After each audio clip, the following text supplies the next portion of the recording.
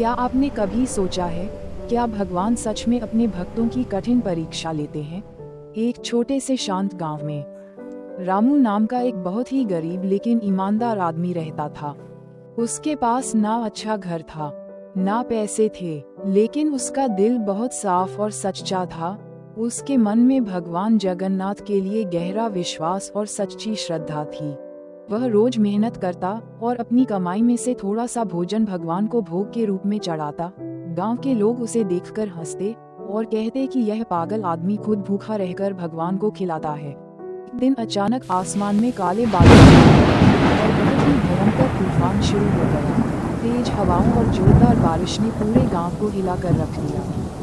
हर तरफ डर का माहौल था। इस भयानक तूफान में रामू का छोटा सा कच्चा घर भी पूरी तरह टूटकर गिर गया।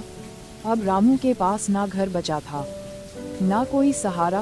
वह पूरी तरह अकेला और बेबस हो गया था। लेकिन इतनी बड़ी मुसीबत के बाद भी उसका भगवान पर विश्वास बिल्कुल भी कम नहीं हुआ। अगले ही दिन रामू फिर से मंदिर पहुंचा। जैसे हर दिन जाता था, उसी श्रद्धा के साथ उसने बहुत ही थोड़ा सा भोजन भगवान के सामने रखा और विनम्रता से प्रार्थना करने लगा। तभी अचानक वहां एक बूढ़ा साधु आया, जो बहुत कमजोर और थका हुआ दिखाई दे रहा था। उस साधु की आंखों में भूख साफ दिख रही थी, जैसे वह कई दिनों से कुछ खाया नहीं हो।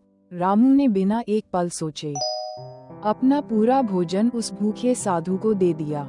साधु ने खाना लेने के बाद रामू की तरफ गहरी नजरों से देखा, जैसे कुछ सोच रहा हो। फिर उसने धीरे से पूछा, क्या तुम्हें डर नहीं लगता कि तुम खुद भूखे रह जाओगे? रामू हल्का सा मुस्कुराया और बहुत शांति से उस साधु की बात का जवाब देने लगा। उसने कहा, मुझे पूरा विश्वास है कि मेरे भगवान मुझे कभी भूखा नहीं रहने देंगे। कहते ही वह बूढ़ा साधु अचानक एक तेज रोशनी में गायब हो गया। साधु के गायब होते ही पूरे मंदिर में अचानक एक तेज और दिव्य प्रकाश फैल गया। रामू ने हैरानी से देखा कि उसके सामने स्वयं भगवान खड़े हुए दिखाई दे रहे थे। ये दृश्य देखकर रामू की आंखों से आंसू निकल आए और वह तुरंत उनके चरणों में गिर पड़ा। भगवान ने प्यार से कहा, रामू, आज मैंने तुम्हारी सच्ची भक्ति की परीक्षा ली थी। तुमने बिना किसी स्वार्थ के अपना सब कुछ दान कर दिया।